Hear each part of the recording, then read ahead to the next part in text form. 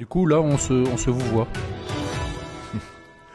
Alors là, on se vous voit, oui. Alors je vais vous dire pourquoi nous vous voyons, si vous le souhaitez. Il n'y a pas de problème, avec grand plaisir. Parce que quand on est dans une émission de télé comme ça, si on se met à se tutoyer, bah, du coup, c'est moins concernant pour les gens. D'accord. Voilà. C'est pour ça qu'y compris sur les télés nationales, les gens se vous voient, même s'ils se tutoient dans la vie, parce que ça évite aux gens d'avoir juste une discussion entre amis ou une discussion entre journalistes et politiques et que les gens se sentent un peu moins concernés.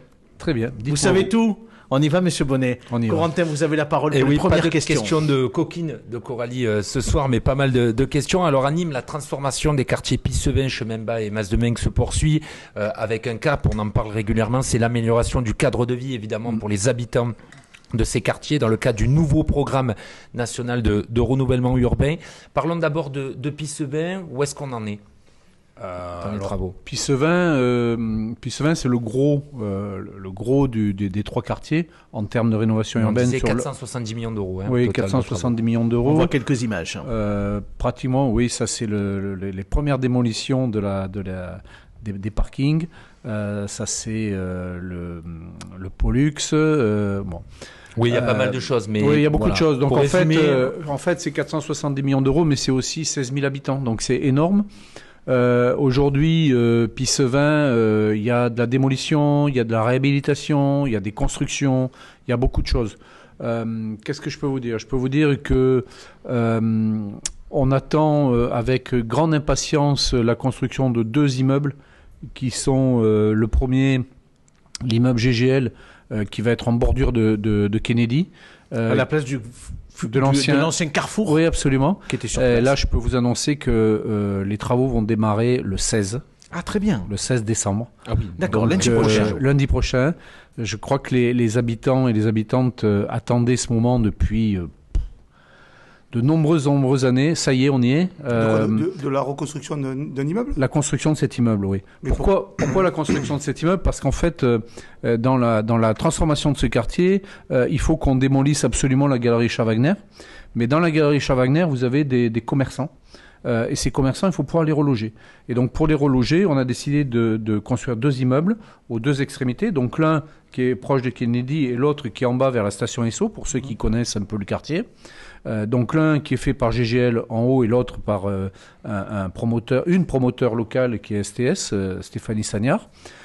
Ces 2 immeubles qui vont avoir des habitats sociaux, pratiquement 80 sur l'un et 25 sur l'autre, vont pouvoir héberger les commerçants de la galerie Chat-Wagner. Donc dès que ces immeubles seront finis, c'est-à-dire grosso modo juin 2026, on va pouvoir déplacer nos commerçants de la galerie Chat-Wagner, ceux qui restent, y compris les pharmacies. En bas d'immeuble, en bas d'immeuble, en bas d'immeuble et le grand immeuble qui s'appelle les Angleraux. Et à partir de là, finir la démolition de la galerie Chat-Wagner. Galerie Chat-Wagner qui a quand même considérablement évolué, puisqu'on a démoli grosso modo jusque Bécaru à peu près, c'est-à-dire à la moitié de la galerie. Toujours sur Pissevin, il y a un sujet qui fait polémique, c'est la destruction annoncée de la médiathèque Marc Bernard, alors que sa rénovation récente avait coûté 1 million d'euros. On a vu qu'il y a eu des papiers dans la presse récemment. Oui, Est-ce que quand on a entendu parler de gaspillage de l'argent public, qu'est-ce que vous réagissez à ça? Alors, il y avait quand même une page entière dans le Figaro. Oui, je l'ai vu. J'ai vu ça, oui. Et derrière, tu as toute la presse à scandale qui s'en est mêlée. Alors déjà, les travaux de rénovation, ils ont eu lieu il y a pratiquement plus de 15 ans. Ça, c'est la première chose. Au début, Jean-Paul Fournier, le maire de Nîmes, était contre la démolition de la médiathèque. Parce que justement, investissement de la ville et de l'État dans la rénovation. Comment dire, tous les gens qui font de la rénovation, même dans votre appartement ou quoi, savent que quand tu commences à rénover quelque chose, c'est jamais finalement comme tu as envie. Dès que tu commences à creuser ou à faire des travaux, tu t'aperçois au fur et à mesure des travaux qu'il y a des choses qui doivent changer. Au niveau de la médiathèque, ça a été le cas, puisque quand on a commencé à démolir les parkings que vous avez vus tout à l'heure, on s'est aperçu que finalement la médiathèque est posée sur ces dalles de parking. Donc il y a P2, P3, P4 à Nîmes sur la dalle de Bussy, et que lorsqu'on aura fini les travaux, la médiathèque serait perchée sur des pilotis à pratiquement 8 mètres de haut, qu'il aurait fallu faire autour un mur de soutènement de 7 mètres de haut. En fait, tout ça fait que... Techniquement, c'était complètement injouable. De garder, si, c'était jouable, tout à fait. Mais de garder la médiathèque aurait coûté plus cher que de la déplacer sur un site neuf. Dans un bâtiment neuf, d'ailleurs. Donc le maire a décidé, je pense avec plein de bon sens, de la transférer. Parce qu'il ne s'agit pas d'annuler la médiathèque, il s'agit de la transférer. Et à titre personnel, quand M. Fournier m'a donné cette délégation, au-delà de... Je ne savais pas au départ qu'il y avait eu des investissements de l'État, mais de garder cette médiathèque sur donc il y a 25 ans ou 30 ans, voire plus, dans un espace où tout était neuf, je trouve que c'était ni fait ni à faire. Et oui, donc, parce que le grand projet en fait de Pissevin, parce que peut-être que c'est pas assez dit, en fait, c'est la reconfiguration de la centralité du quartier. Absolument. Absolument. En fait, la place de Bussy, aujourd'hui, où il y a la médiathèque, où il y a la poste, où il y a la galerie Richard Wagner, tout ça, ça disparaît. Ça va devenir un espace, on va appeler ça le parc aux cascades, parce qu'il y a aussi un cours de l'eau qu'il faut aménager.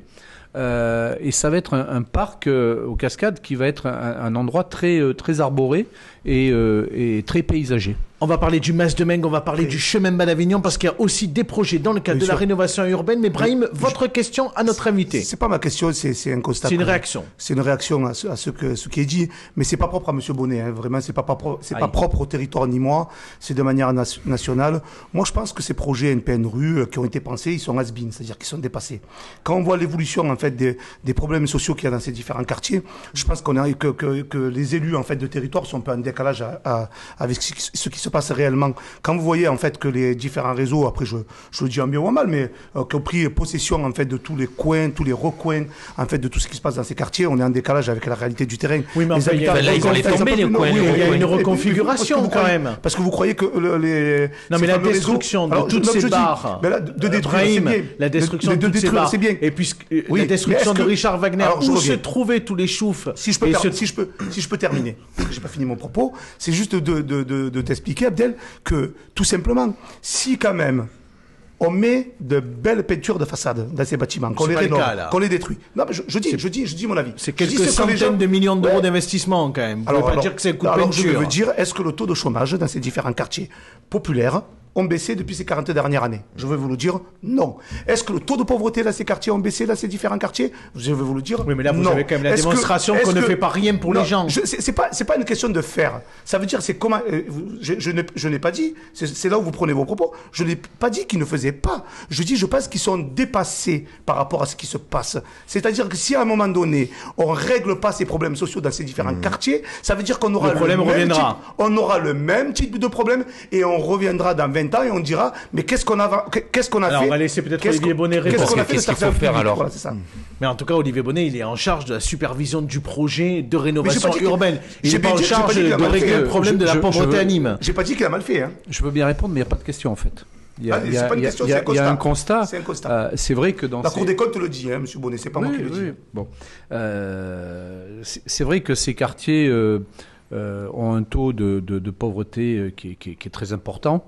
Après, je ne vais pas faire de langue de bois. Comment faire pour que ce taux de pauvreté soit plus concentré sur ces quartiers politiques de la ville? Favoriser la réelle mixité sociale, c'est ça le... Je crois que c'est des vrais grands projets. Je suis d'accord. Même si je suis un homme de profondément libéral, j'ai aussi ce côté très social. Ça peut paraître paradoxal, mais quand je suis dans ces quartiers de Pissevin, du Chemin Bas, et que je vois toute la détresse qu'il y a, ça ne peut que me toucher.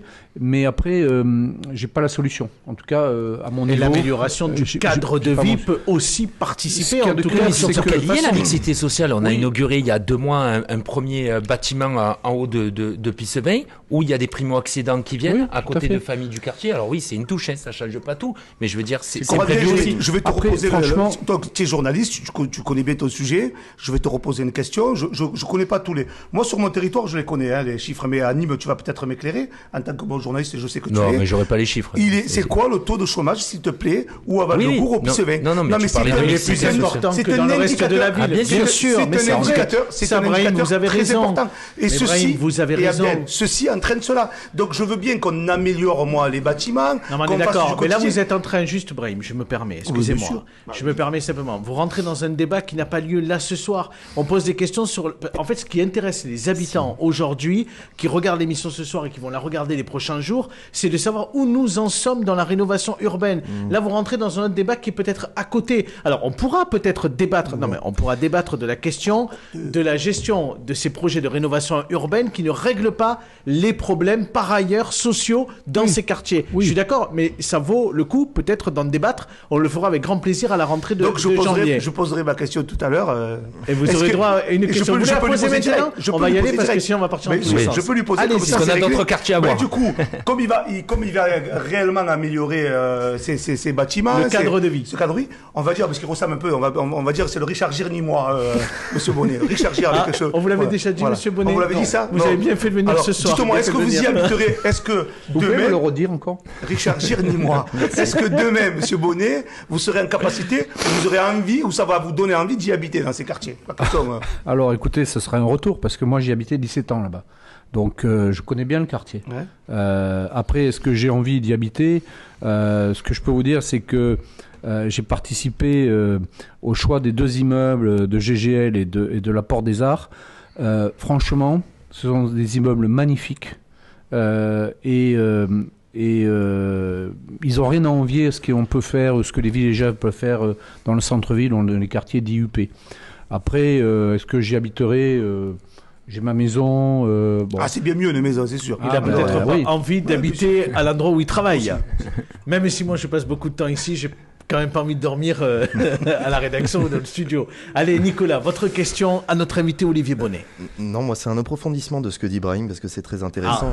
Enfin, en fait, tous les deux, vous aviez envie de débattre de ce sujet. Pourquoi on m'a mis au milieu? Non, mais c'est pas ça. C'est parce que c'est très bien que l'État investisse et qu'il investisse autant.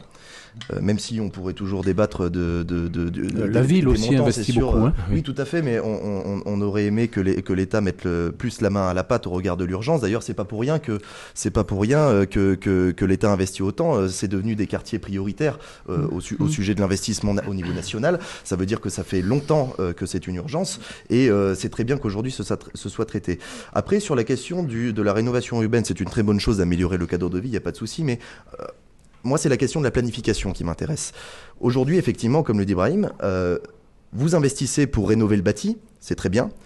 Mais en réalité, si dans 20, 25 ans, on se retrouve dans la même situation de détresse sociale qu'aujourd'hui, en réalité, ces investissements n'auront mené à rien. Donc on fait rien. Non, je dis pas ça. Je dis quelle est la part dans ces investissements sur la réimplantation de services publics, sur le développement économique, sur l'attractivité du territoire pour les entreprises, pour faire aussi travailler les personnes sur place. Parce que aujourd'hui, c'est très bien de construire des nouveaux immeubles qui sont neufs. Le problème, c'est quoi? C'est que derrière, il y aura de la gentrification parce que les loyers vont augmenter. Vous avez du bâti neuf, et aujourd'hui, vous allez juste encore plus éloigner les populations les plus précaires. Alors sur Pissevin, on va laisser répondre Olivier Bonnet, mais juste après on va parler du chemin d'Avignon et il y a la reconstruction quand même du groupe scolaire Léo Rousson.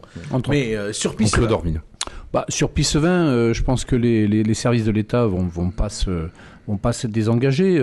Je suis aujourd'hui en plein pourparlers avec la Poste. Pour justement maintenir un bureau de poste sur Pissevin. Enfin, quand je dis c'est pas c'est Monsieur le maire, Julien Plantier et moi-même. On est en pourparlers avec la Poste pour même si la Poste est devenue, ça ne vous a pas échappé, une entreprise privée. Ils avaient au départ un souhait, c'était de quitter Pissevin. Bon, on a réussi à les convaincre. Enfin, on leur a pas. On les a un peu obligés, forcé la main, de rester sur site. Donc c'est un élément fort.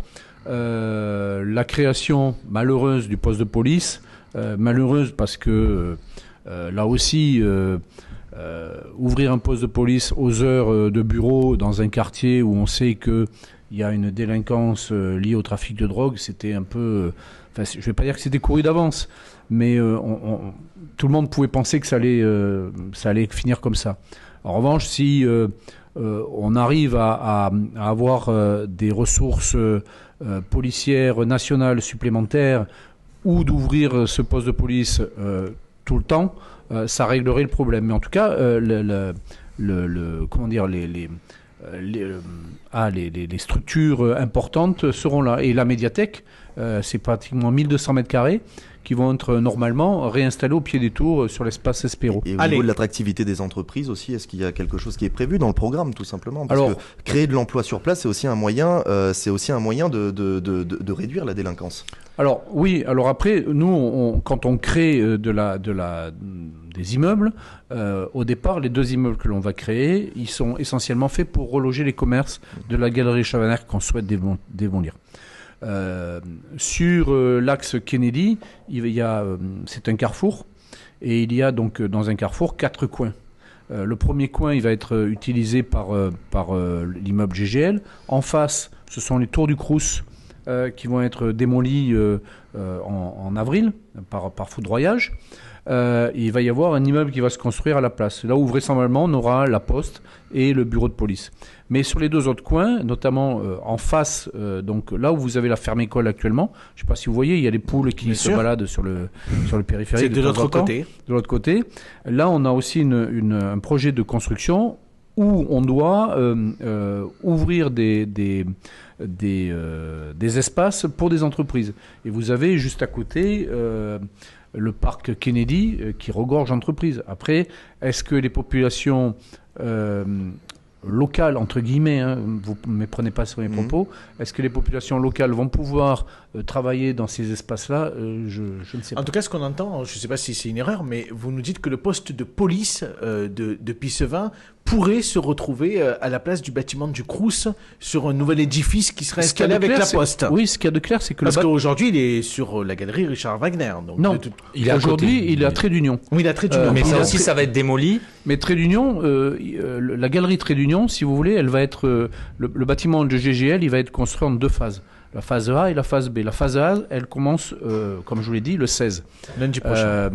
Une fois qu'on aura livré la phase A, c'est-à-dire grosso modo en septembre 2026, on commencera le bâtiment, la phase B. Et sur la phase B, vous avez l'actuel poste de police. Et normalement, il pourra sortir parce que les tours du Crous... En fait, l'ANRU... C'est pas rassurant non plus. Hein. On parle beaucoup de police, beaucoup d'endroits pour consolider le truc. Donc ça veut dire on améliore le cadre de vie. Et donc à ce moment-là, tout va bien. On végétalise tout ça.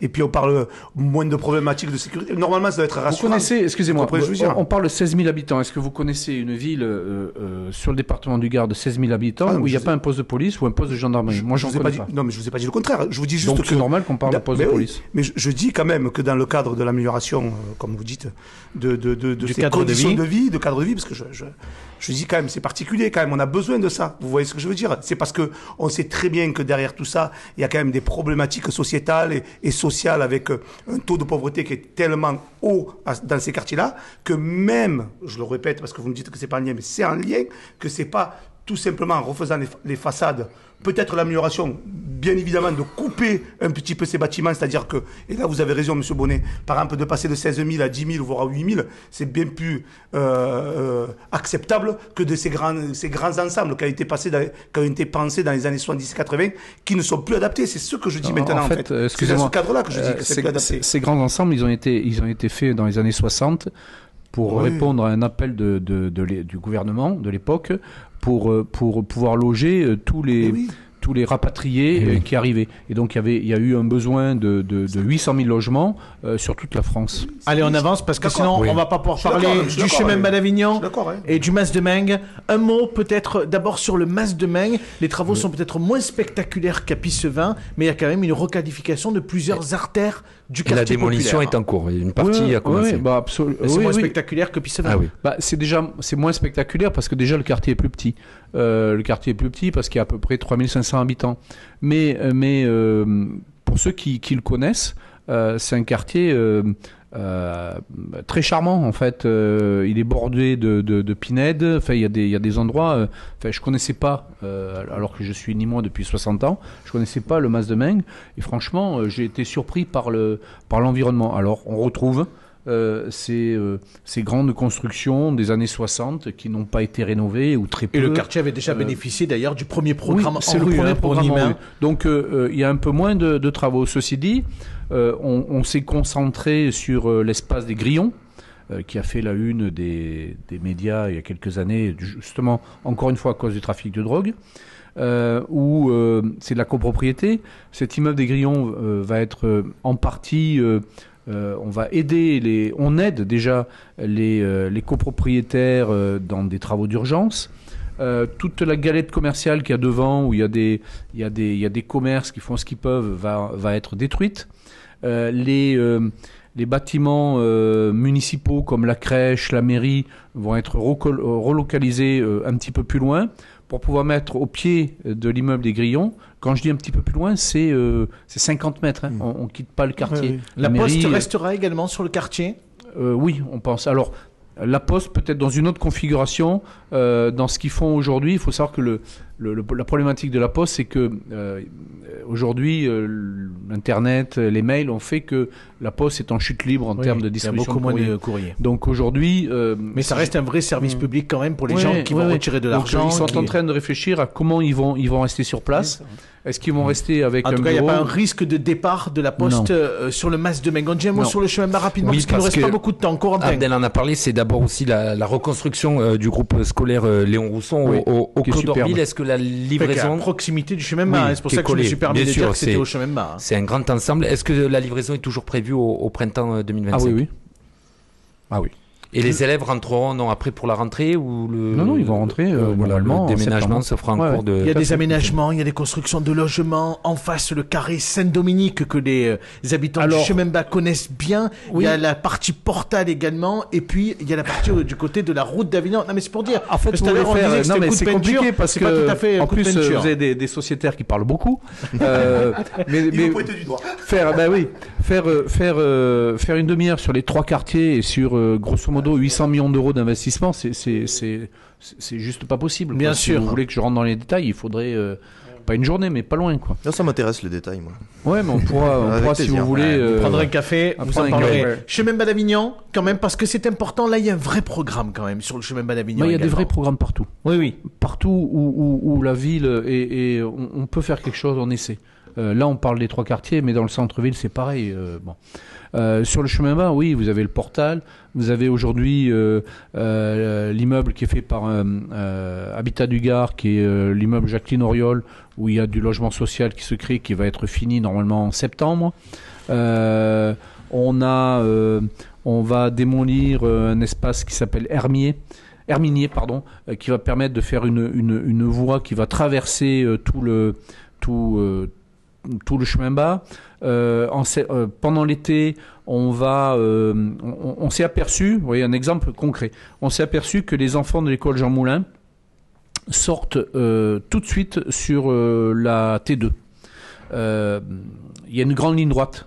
Et des fois, les bus passent un peu vite, même si on a demandé à l'agglo, et on a toujours été entendu par l'agglo, on a demandé à ce que on fasse attention aux enfants. Mais ça suffit pas quand vous avez une école maternelle, une école élémentaire qui sort, c'est compliqué. Donc on a décidé, et à côté on a un collège, le collège Romain Roland. Et donc on a décidé de faire un énorme, comment je pourrais dire, une énorme place où on va avoir les entrées des 3 établissements. Sur le côté, que ce soit les écoles Jean Moulin ou le collège Romain Roland qui donnaient sur le portal derrière, mais tout ça va être délocalisé sur cette espèce, sur ce grand espace. Un peu. Voilà. Et vous voyez que dès lors qu'on parle de rénovation urbaine, tout le monde arrive à travailler intelligemment, puisque on est arrivé, alors qu'on n'est pas du même camp, si je puis dire, avec le conseil départemental, à trouver des solutions arrangeantes pour tout le monde et à faire de cet endroit qui sera un endroit sécurisé et très beau en plus. Il y a 2 questions pour terminer, si vous voulez bien, cette interview. Olivier Bonnet, des questions plus politiques.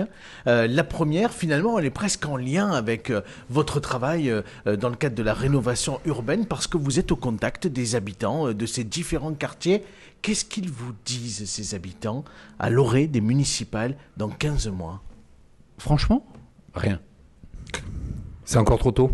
Ouais, je pense qu'aujourd'hui, les gens pensent à leurs problèmes de tous les jours. Comment ils vont bouffer, comment ils vont travailler, comment ils vont passer leurs prochaines vacances, où est-ce qu'ils vont habiter. Enfin voilà, je crois qu'à aucun moment, ou alors c'est dans des réunions publiques que je fais, parce que j'en fais beaucoup, où j'ai un opposant qui arrive pour mettre la pagaille et qui me pose des questions qui n'ont rien à voir avec le sujet. Mais sinon, les gens me parlent jamais de la future municipalité. Est-ce qu'elle sera de droite, de gauche, du centre, de je sais pas où quoi. Mais Corentin a quand même Peut-être une question à vous poser, on qui a été soufflée par Coralie cet après-midi. Et oui, parce qu'on voit qu'il y a quand même une guerre de succession, notamment dans le camp de la majorité, pour succéder donc à Jean-Paul Fournier, entre le clan Plantier, le clan Proust. Est-ce que vous avez une préférence, Monsieur Bonnet ?